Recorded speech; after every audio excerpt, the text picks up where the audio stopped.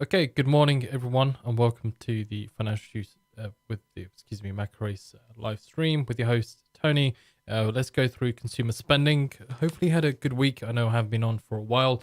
Usually, that happens when we don't have big releases to cover, and we're kind of looking at smaller releases. So, US consumer spending. Then, what is it all about? So, first of all, it shows how much consumers are spending on goods and services in total. So, of course, you have the that's also to add is that the difference between CPI and PC price index. So, with this report with the consumer spending, now we did not only do we get the total dollar amount as a percentage figure from a change compared to the previous month, but we also get to see the personal consumption expenditure index data, which is similar to CPI. So the difference between CPI and PC is CPI measures a fixed basket of goods and services for about a couple of years, whereas the PC price index, I've also had to add with the CPI, is that it measures data in urban areas. PC price index looks at inflation across the US in urban areas and non and in rural areas as well. And also, it places what it also does is that it's not a fixed basket of goods and services like the CPI is. So, for example, if you're in the CPI report, it focuses on chicken prices, but chicken prices have been going up quite high. But everyone's been buying beef prices. Everyone's been looking to buy beef prices instead. Maybe the PC price index will focus on that as a measure of inflation for that for food. Let's say as an example. So the key thing is CPI is fixed. PC price index is malleable in what it can look at and evaluate when measuring inflation. So that's why for the Federal Reserve it's seen as a better gauge, because they can see what's really going on within the economy, not just within the urban areas. Although in the past we have seen the Federal Reserve react to CPI data quite aggressively on one occasion, when they, well, actually on a couple of occasions.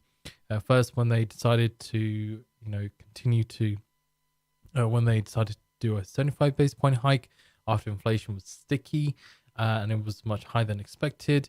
And then for the second round that we had, for the inflation print that we had last time round, where inflation year on year did go lower. Somebody's saying that the sound is too compressed. Can you hear me all right?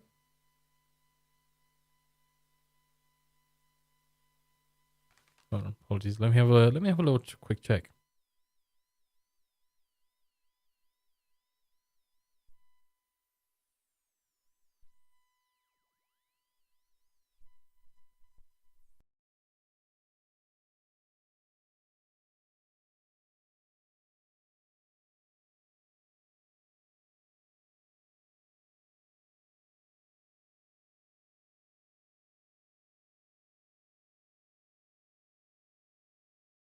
There, hopefully. Is the sound nice and clear for you all? Apologies if you did hear a bit of a sputter. There we go. That sounds better, I think.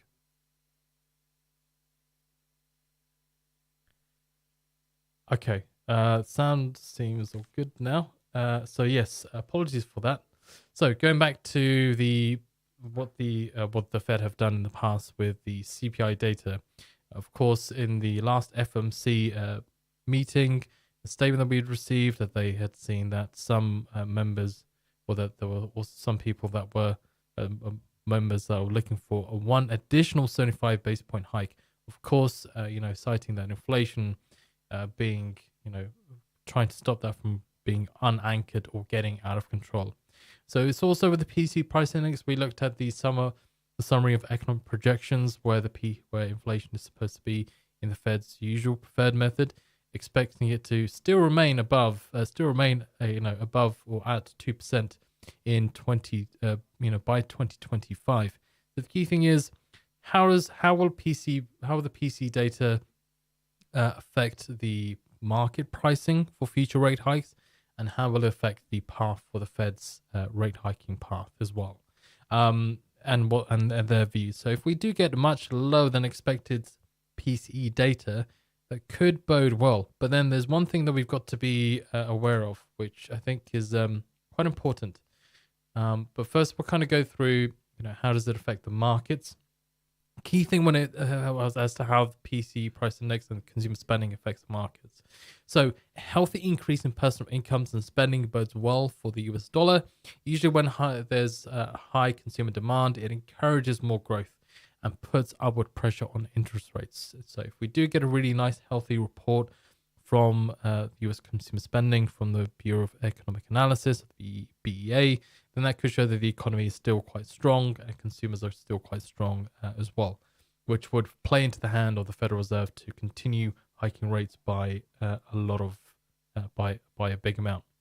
And then if we're looking at stocks as well, so there's also if we're in a normal market environment where the central bank isn't looking to tighten or isn't looking to raise interest rates, tighten monetary policy, higher personal income and spending is usually seen as a very positive thing in the stock market.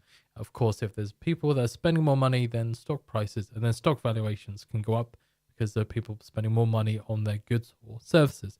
However, in the central bank tightening phase, when the central bank is looking to raise rates by a big amount, which we've recently seen, then a better than expected consumer spending report can actually be detrimental to the stock market.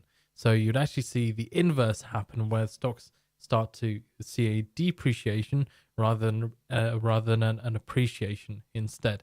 So that's one thing to be aware of, that the current sentiment is the Fed are hiking interest rates. We need to be careful because if you hike interest rates, usually that's not good for stocks, right? And because those businesses will have to pay more to pay off their debt, borrowing becomes less available because the interest rates go higher, so it puts people off generally. And also banks might also not give out that many loans because they feel that businesses might not be doing so well in order to be able to take out a loan and then pay them back in due time. So that's one thing to bear in mind with the stock market in this current environment, that it can actually be a detrimental thing if we do see a much better than expected consumer spending report alongside with the PC price index report as well. Now for bonds, so for the bond market, if we're talking about bond prices, the key thing is to remember that when bond prices are lower, bond yields go higher. Okay, a lot of economists focus on the yields of bonds and how that's affecting the markets. But if you do get an economist talking about bonds, bond prices, then when we're talking about consumer spending, if we do get better than expected data, usually what happens is that bond prices will go lower and bond yields will rise in the expectation of the Federal Reserve raising interest rates by potentially, continuing to raise interest rates by strong amounts or potentially a bigger amount than what was previously stated or expected for the future central bank meetings that they have. We've got 2 left now, one in November and then one in December. So as if they're saying that they're data dependent, then all of these data that could be inflationary is going to be very key. So again, any data that affirms sluggishness in the economy is expected to support higher bond prices and lower yields. Again, if traders feel that the economy, usually in a normal market environment, so the sentiment is what matters, is what I said before. If we're in a normal environment and the economy is shown to not be doing well with consumer spending, or the consumer spending drops off for goods and services, and you also see that the PC price index is heading lower, maybe because prices are having to go lower to try and attract consumers to their business, then that could be a bad thing where things are turning into a recessionary environment where the economy starts to see a bigger slowdown than what was expected, and that could lead to that's another reason why bond prices would go higher and the yield could go lower, of course, to manage the supply and demand. So I hope that kind of makes sense so far with what I've said. And then the previous report. So this is one thing that I wanted to kind of note as to why we're probably going to see longer than expected high inflation in the US, and why the Federal Reserve is correct in the way it's hiking interest rates, although they're a bit late to the game. But if we look at the previous report, so the increase in compensation was led by private wages and salaries. That's key. If wages and salaries start to increase, right, then that leads to high inflationary pressures, where the CPI could be higher than it could be higher in the next report. Forget about forecast figures. You know what could the actual be? The decrease in proprietors' income was mainly in non-farm income, and the decrease in personal current transfer receipts followed an increase in June that reflected a legal settlement from corporate business to persons. So again, the key thing is private wage and salaries were bigger than expected in the last report that we had, and as said, that leads to people spending. If people have more money to spend on goods and services, then that leads to higher prices for the same amount of goods and services that are within the economy. So this is what I wanted to note. PCE stuck around 6 to 6.8% range since January of this year. So we haven't gone sub 6% for quite a while now, since the February data, which is is a revealing report that will trend that we've seen, that inflation isn't really going down as quickly as the Federal Reserve would want it to go down. And it's stuck, as I said, it's stuck within the range. So how much higher does the Federal Reserve have to actually go to raise interest rates to dampen inflationary pressures, right? If their forward guidance, they use PCE for their forward guidance, for their expectations of where the economy might be in the future, okay, and what they might need to do to get to that position. So if inflation is, if the PCE price index, which is what they use as their longer term forecasting tool, is still stuck within that range and it's not heading down, but it's kind of stuck there, then the Federal Reserve has an issue. Then they will need to look elsewhere as to what else they can do other than raising interest rates. But I think if they go by a bigger amount, but maybe 100 basis points, that would be a surprise, because even though markets tried to price it in the past, they've always gone, and then the markets whipsaw between a 75 and 100. Everyone then just goes back to a 75 because 100 would be historic. It would be in this current situation where we've done, 3 mega rate hikes, and then the Federal Reserve goes for 100 basis point hike later on. But that's the key thing here. PC stuck around 6 to 6.8% range since January. We'll see if today's data, if we do see a big drop in that. Where is the economy at the moment? So inflation is the US CPI data. So we are heading lower for the year-on-year data, although we're higher in other areas of the CPI price index. So inflation was at 8.3% versus 8.5%. PCE price index year-on-year at 6.3% versus 6.8%. Core PCE was at 4.6% versus 4.8% previously. Non-farm payrolls, the last report that we had, was at 315K versus 528K. Retail sales month on month in the US was 0.3% versus 0%. Core retail sales was worse than expected at minus 0.3% versus the previous of 0.4%. Consumer credit came out at $23.81 billion versus $40.15 billion.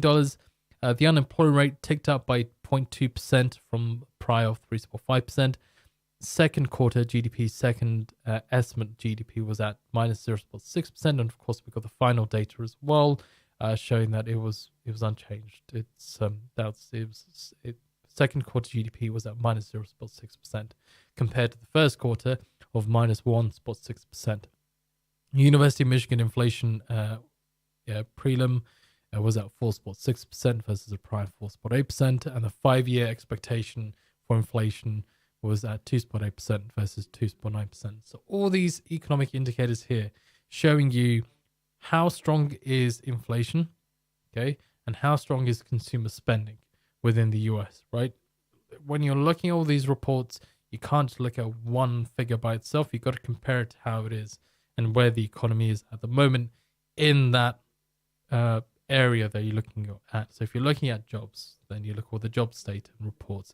And inflation, of course, all of these reports that could lead to high inflation or lower inflation, or have an effect on inflation, should I say, in a short way, and so on and so on. So this is what we see here with the picture within the US economy. So overall, yeah, you've kind of got, inflationary pressures to some degree going down, but not by a lot, really. It's still quite strong. You're not really, it is still sticky. You're not seeing huge drops of inflation after the Fed has been, in its hiking cycle since March. If we look at other stuff too, so the triggers then for the economic release, so the meat of what we're looking for today. Okay, so the consumer confidence, the consumer spending data we're expecting, or economists are looking for a high estimate of 0.6% with a low estimate of minus 0.1%. Personal income with a high estimate of 0.8% with a low of 0.1%. PC price index month on month with a high estimate of 0.3% and a low of 0%. The PC price index year on year with a high estimate of 6.2% and a low of 5.8%. Core PC prices month on month with a high estimate of 0.6% with a low of 0.3%. And economists see the high range for core CPI year on year at 4.9% and then the low estimate at 4.6%. So then if we're looking at the views then from what to kind of expect, or so what's happening with the economy so far and how that could affect the report. So according to the BLS, what they said when they were looking at household spending data compared to last year, they said that spending increased more than twice as fast as incomes last year, with consumer spending more on food and entertainment as pandemic lockdowns eased. So again, it's looking at old data, but it's comparing the whole year from this year to last year, comparing it all together to see how consumer spending has been. And it's shown to be quite strong and resilient. So, if we do continue to see higher than expected figures from the consumer spending report, or more or less meeting the forecasts that economists are expecting, if they're expecting higher spending data, then that's something that we've got to factor in, just to be aware of. Now, on the 21st of September, you had the BLS. You had Bank of America as Moynihan saying that consumers have savings, they have jobs, and they are fine for the time being. I.e. saying that with these rate hikes that we have, if a consumer was to take out a loan, because they have a lot of savings and they have a job to provide them with an income, they can offset that with their productivity if they do take out a loan, and they can kind of deal with any, they're okay for now to deal with any sort of shocks. But it does say for the time being. So it's more or less, it's saying we're okay, but it could be a ticking time bomb is how I view that if, things start to deteriorate a lot within the US. Then, if on the 27th of September, we had TD Ameritrade saying that one of their people had said that they think markets aren't comfortable with what the terminal rate needs to be, which is causing interest rate volatility, and the markets are having a tough time digesting it. So what that person is saying there is that because of the chop and change between market pricing, between market pricing of looking for a 100 base point hike if inflation is much higher than expected, but then everyone turning back to a 75 because none of the Fed members have talked about a 100 basis point hike, and neither has it been, although it's been more like a flash panic, right? Is what's happened within the markets. If you've got better than expected CPI data or better than expected jobs data, right? There's a flash panic that usually occurs, and that's why traders are trying to price in where the Fed funds rate could end up, but it's difficult because of how the Fed is approaching, has approached raising rates within this environment, and how they've had to deal, and how the markets have had to deal with other external factors too, such as the Ukraine-Russia conflict that's having an effect on Europe, but also whatever's having an effect on Europe with Russia and Ukraine conflict, with a cut off from Nord Stream gas to Germany, that's all had an effect on the S&P 500 in the past. Those sort of external factors have made it more difficult to try and factor in where the Fed could end up, because the Fed have cited external factors as influencing inflation too. So it's adding the unknown factor that is added to the mix for the Federal Reserve, but also traders as well. All right. So then if we're looking at the US CB consumer confidence that we had not too long ago, in the US, consumers in the US became more confident for the second month in a row as gas prices continue to fall. Conference Board's consumer index, as we'd seen, increased to 108 in September, up from 103.6 in August. So that was after 3 monthly declines, what we've seen previously. We're now seeing a rise instead. Then Fed views. So as we've seen here, I've kind of gone through this already. I'll kind of skip that. So they see the Fed fund rate by 4.4% by the year end versus estimate of 3.4%. So a big jump in the expectations of where the rate is going to end up by the end of this year. Fed's Daily says the Fed needs to strike a balance between the goal of low inflation and full employment. Bullard says that changing the inflation target is risky and could lead to chaos. So if they expect inflation to be much higher in 2025, let's say not getting to 2%, but let's say if they said, we'll be hovering around 3% in 2025, or we'll be at 3%, we won't be anywhere near our inflation target, then that will cause that'll be a sign of concern. Fed's Evans says they expects inflation to cool substantially over the next couple of years as well. All right, so if we look at the deviation, so if I play the video here for you of the last release that we had, and then hopefully you can all see that there. So this is about 5 seconds before the last release that we had. It's a replay that I wanted to show you guys. So consumer spending, if we're looking at the deviations that we had, and I'll bring up the deviation chart for you. But data was worse than expected in the US for consumer spending, and PC price index was lower than expected as well. Across the board, you had bad data. So this is how the markets have reacted. So you've seen the dollar yen go, the dollar weaken. The S&P 500 didn't really have, it did have a reaction, but, it didn't have really a big, strong reaction in one direction from the get-go when the figure had come out. Although now you can see that it did strengthen there. Bond prices had also strengthened as well. So what's the key takeaway with this? Whilst we have about 6 minutes left before the release.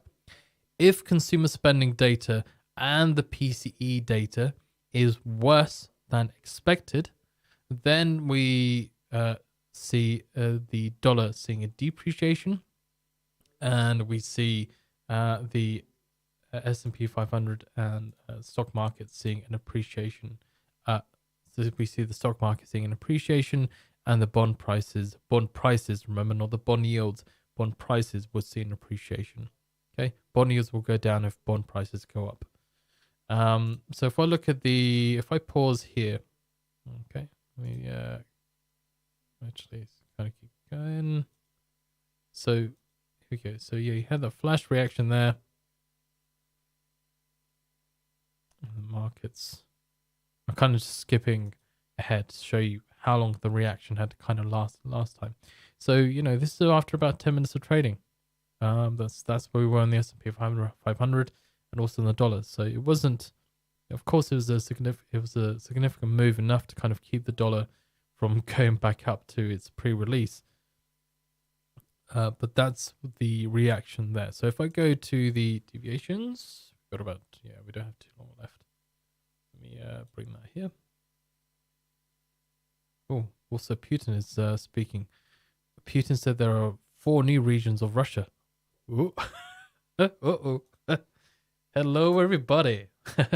Right, here we go. Here's the previous deviations.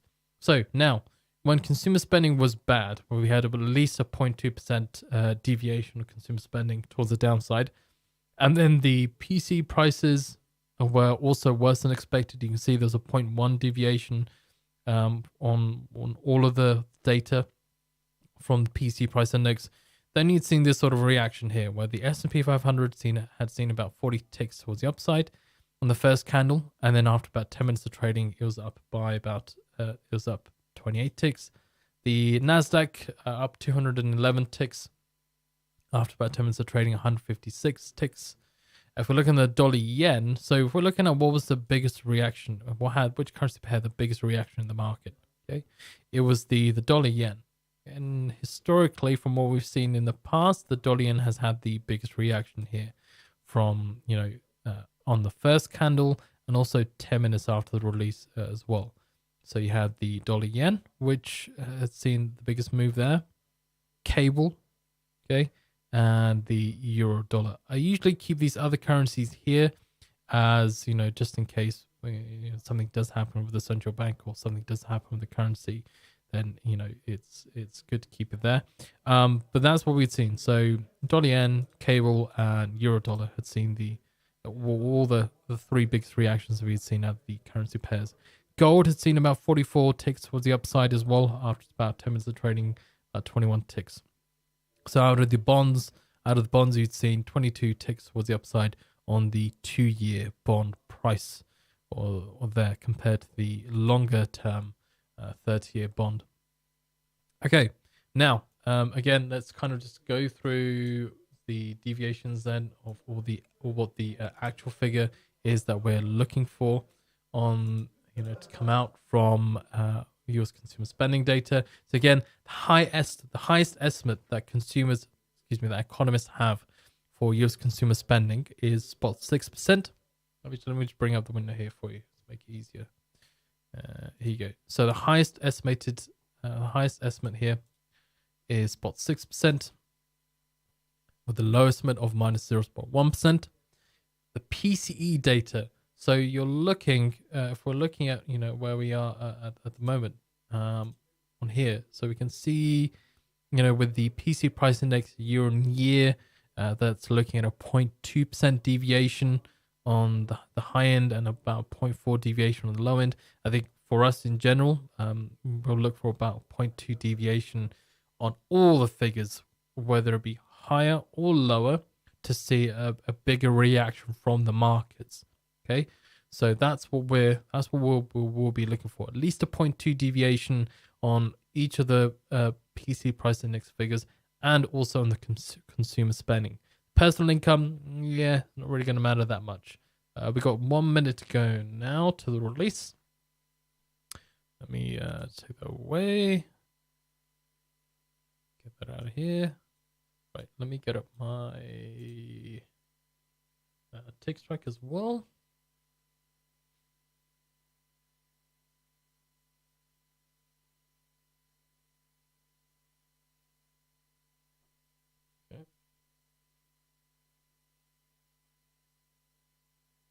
Ta-da. Okay, got my Dow Jones. Let's get that. Okay, that's where I need it. I've got about 18 seconds.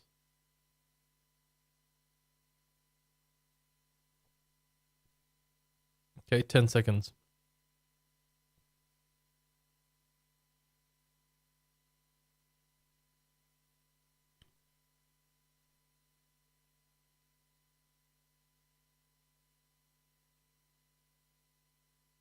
0.4%, 0.4% higher than the forecast of spot 2%. Personal income, spot 3%, in line with expectation. Real personal consumption, in line with expectation, of spot 1%, spot 1%. Core PCE price index, month on month, spot 6%, higher than the forecast of spot 5%. PC price index year on year, 6.2%, 6.2%, higher than the forecast of 6%. US PC price index month on month, 0.3%, 0.3%, higher than the forecast of 0.1%. Core PC price index year on year, 4.9%, 4.9%, higher than the forecast of 4.7%. So, consumer spending was better than expected.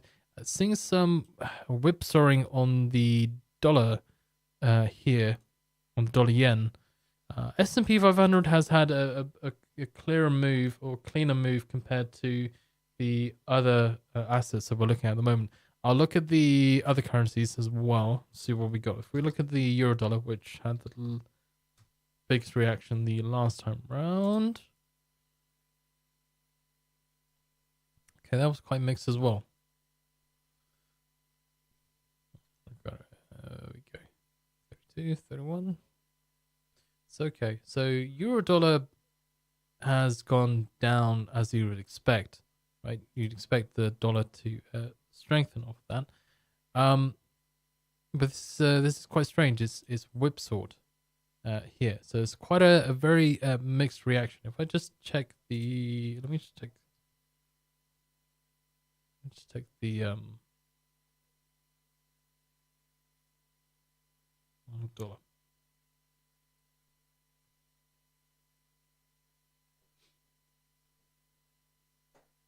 See what we've got.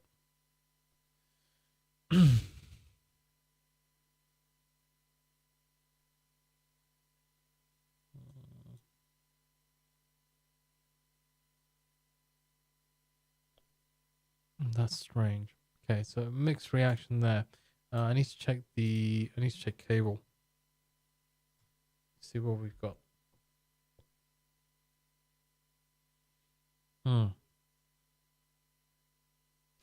That's a strange reaction. So you see here, euro dollar, GBP, and euro dollar and cable all had gone down off of that data because consumer spending was better than expected, and also the PC price index data was better than expected too. I'm trying to see if it's compared to the previous figures. Okay, so this is quite odd. So if you were, if you did sell the dollar for whatever reason, you might have, or if we were looking for any downside movement on the dollar, for whatever reason in one area, then it could be because compared to the prior figure, it is lower than the previous figure, but still, it's still 0.2% higher than the forecast figure. So it's just quite a mixed reaction here from what we've seen. If I bring up the where are we?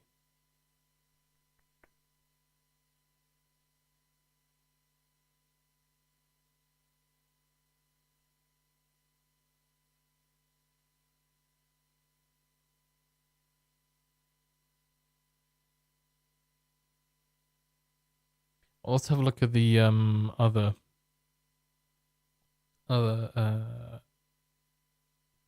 stocks here too. Let's see, stock indexes.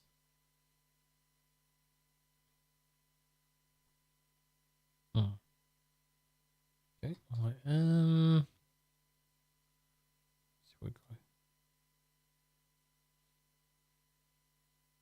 Yeah, so the indices, the stock indices, had a cleaner reaction compared to the counterpart in the currency space. Bond price as well, that was a mixed reaction too. Look at ZB, let's look at the 30 years. 30 bond price, see if that had a cleaner reaction. Nope. Alright. Okay, so not as strong as a reaction,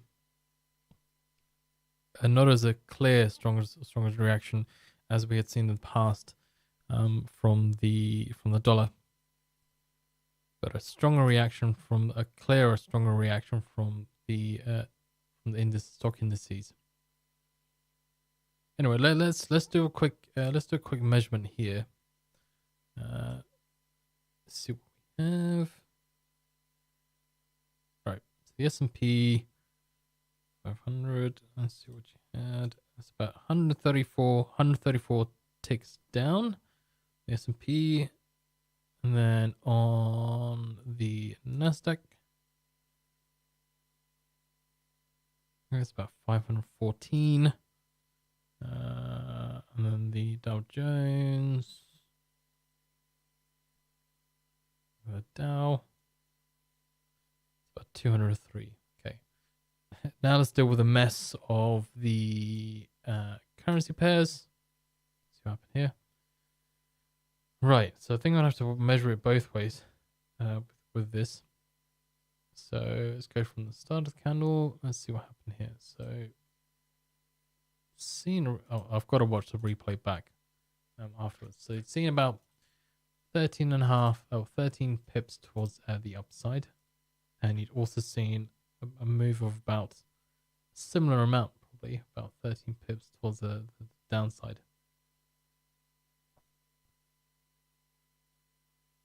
Yeah, well, 12.7 pips down. So a bit of a mixed reaction there from what we've seen on the dollar yen, where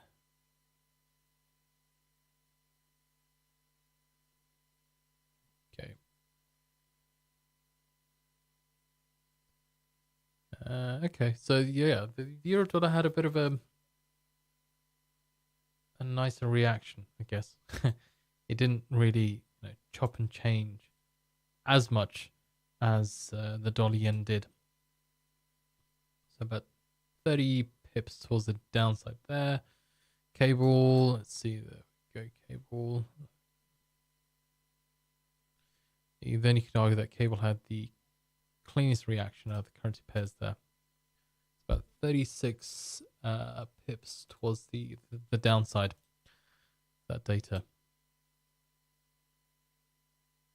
Got to research what's going on with the dollar yen and a bit more detail afterwards.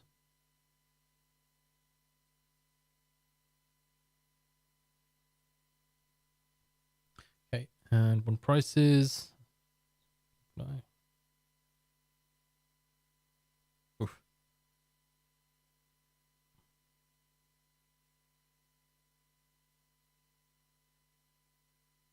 Sorry, there we go. That's where I should start, not the bottom there. We go. So it's about 15. Yeah. Right. 21 ticks down on the bond price there on the 2-year notes. Okay, and this is yeah. This is a very mixed reaction. It's 11 down, and it's probably about, let's see, it's about 7 up. Okay, so I've got to watch the playback for it, just to double check, the direction of this here. Alrighty, so first of all, then. Now, so that covers the release for you there. Now, if you've enjoyed this video or you found the information useful, besides the small mic issues, thank you for your patience with that. Then what you can do is you can sign up to the Macro Ace mailing list.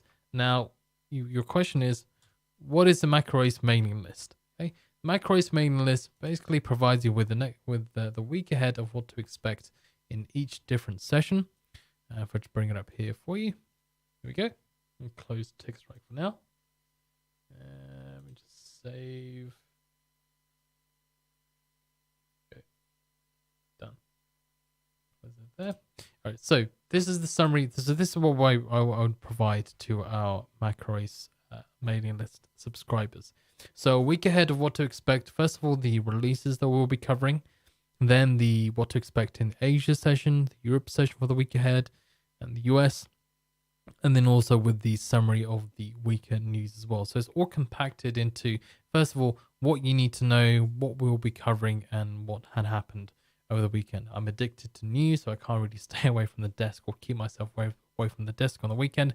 I've got to know what's going on, whether there is, whether Putin decides to, go further into Ukraine, or whether it be Biden, who's talking about energy price caps with the European Union, or maybe something like that. So that's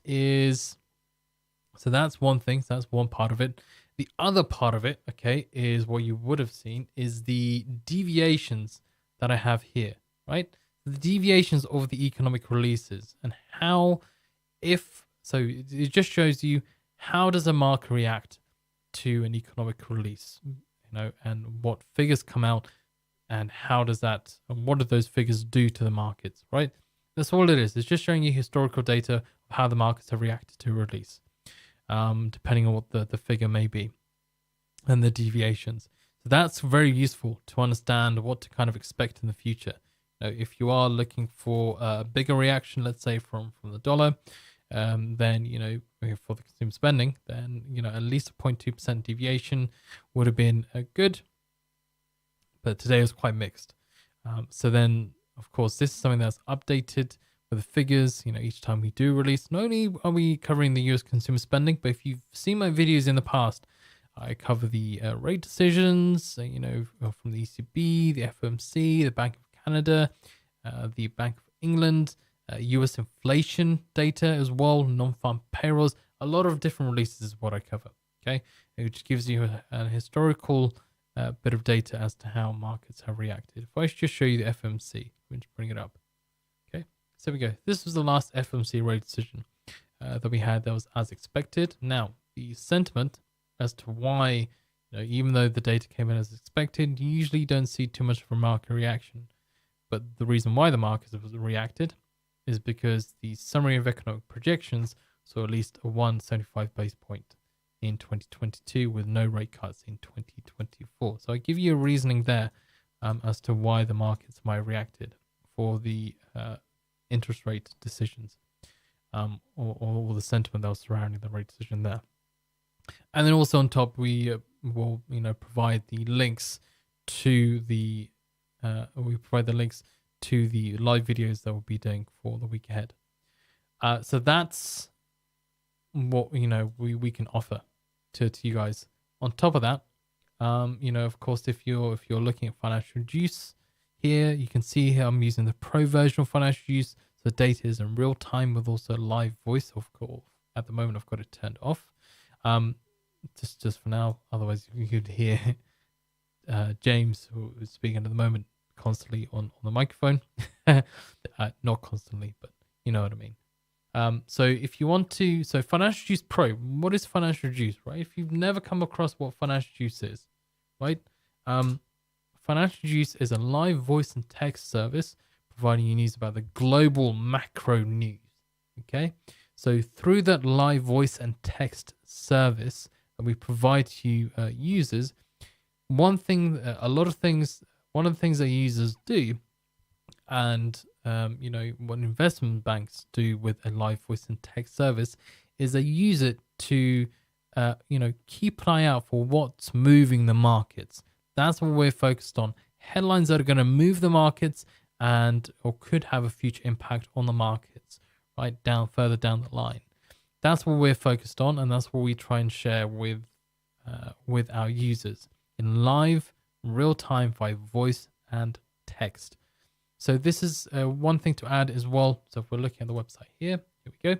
So we have the voice feed here. We have the economic release data here in real time as well. Again, as said, investment banks use it as a way to manage their risk, capitalize on potential trades, and also keep an eye out on what's going on in the economy or the markets generally, and what's affecting the markets generally. So if you have an investment bank that uses the live voice and text service, that's high level, that's a high level service that they tend to and generally have access to, Whereas a normal like retail trader or somebody who doesn't have that much capital or isn't, trading big money, you know, they will still want to know why, why something is selling off, right, in the markets, why there's been a certain market reaction. So that's what we want to try and do here for you guys, is give you access to Financial Juice Pro with a 7-day free trial, okay, that we've pinned here in the messages for you to have a little look at.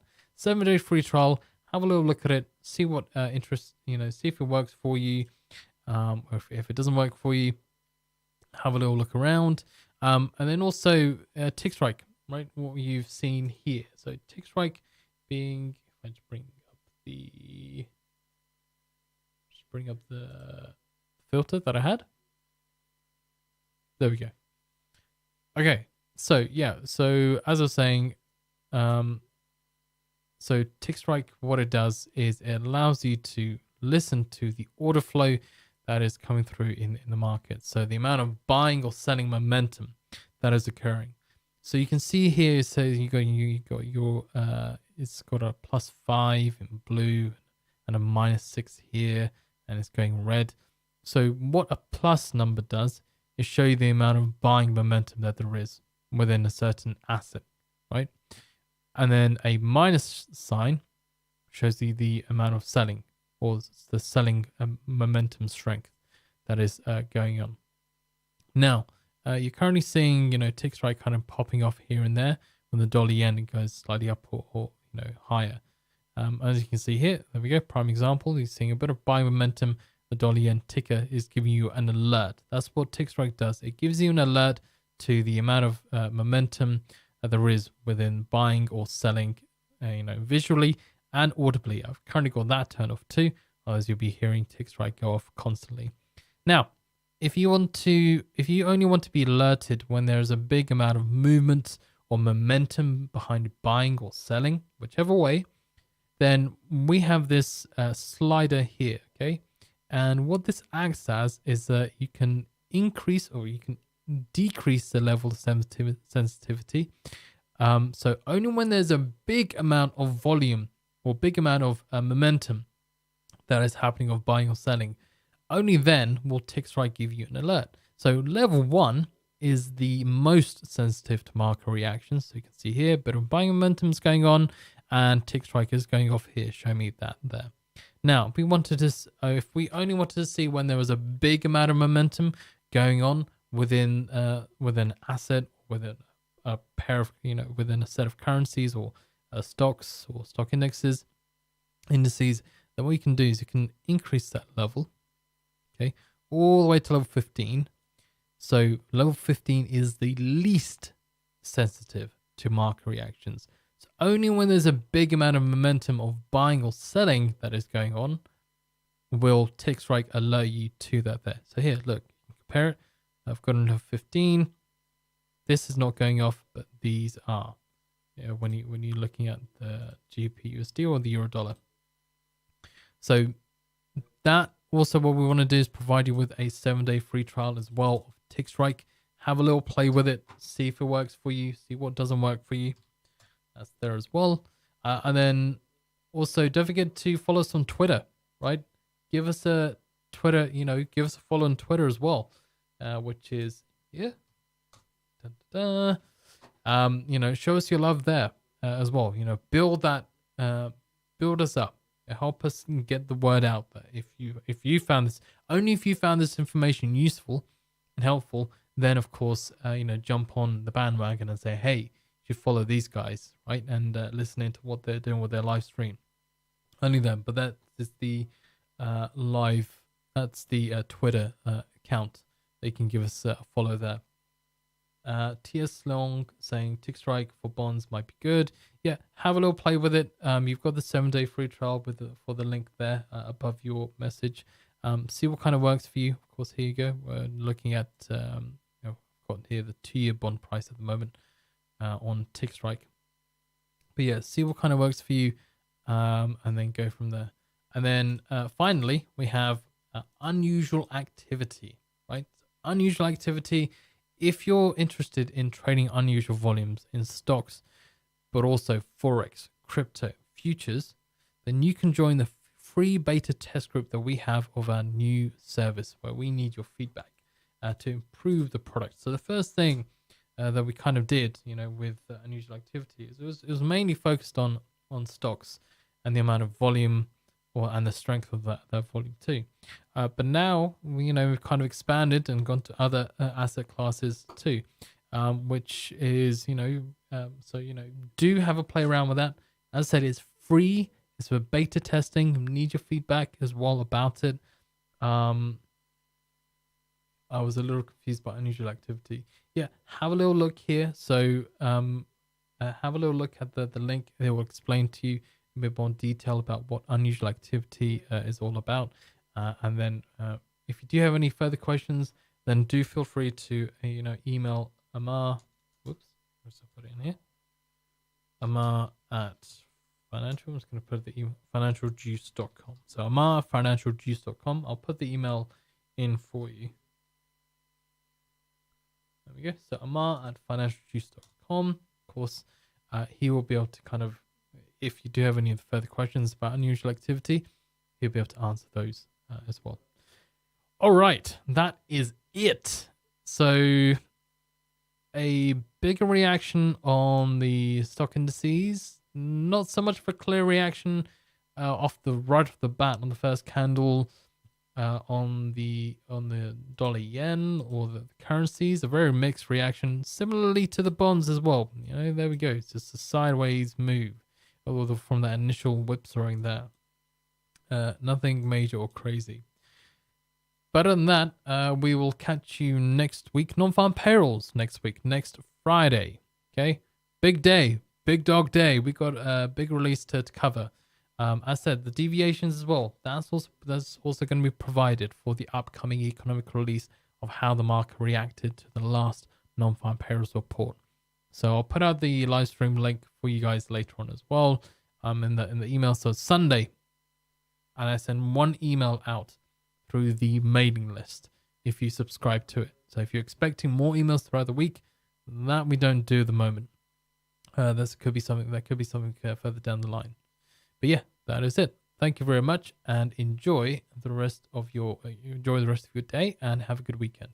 Right, goodbye.